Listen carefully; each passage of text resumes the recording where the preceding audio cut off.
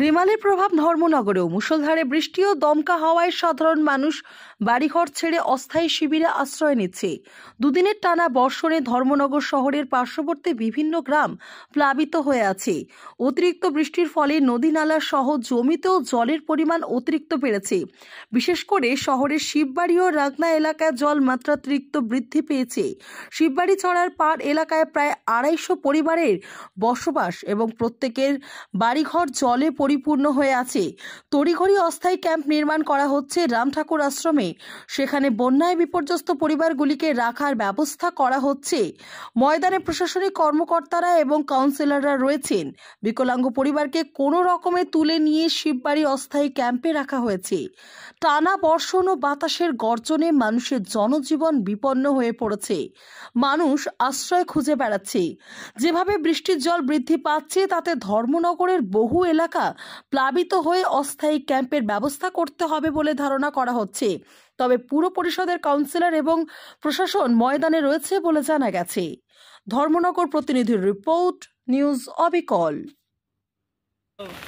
ভোরবেলা থেকে একদম প্রতিটা বাড়িতে, কারো উঠানে, কারো ঘরে।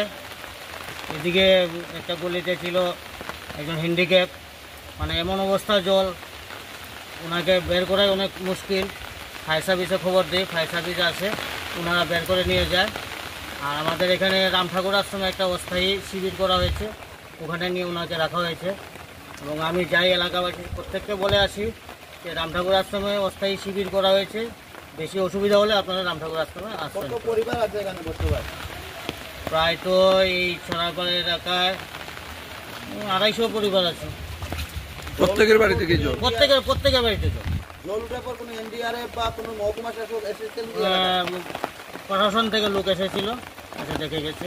মহকুমা শাসক এসেছিলেন? মহকুমা শাসক আমার সঙ্গে দেখা হয়নি।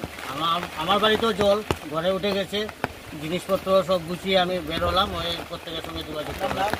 আমার নাম কিছু সঞ্জন দে, ওয়ার্ড কাউন্সিলর, ডিএমসি 7 নম্বর ওয়ার্ড। ধন্যবাদ। জল উঠেছে? জল তো বৃষ্টি দিলেই জল উঠে। আজকে তো গতকালকের থেকে কি সমস্যা রয়েছে? জল তো যাওয়ার রাস্তা নাই, জল তো যাওয়ার রাস্তা নাই এদিকে। জল তো আইসি সব জল ব্লক করে, ওই তো বাড়ি ঘরে সব বাড়ি ঘরে উঠে জল।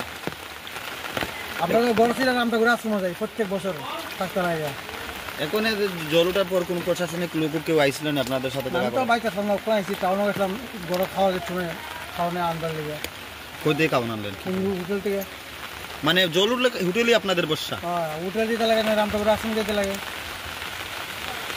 এখানে টোটাল কত পরিবার আছে? আসলে বহুত পরিবার আছে, আনুমানিক 10-15 পরিবার। সবের বাড়িতেই জল? জল সব বাড়িতে জল, দেখেন না, আপনারা তো দেখতে পাচ্ছেন।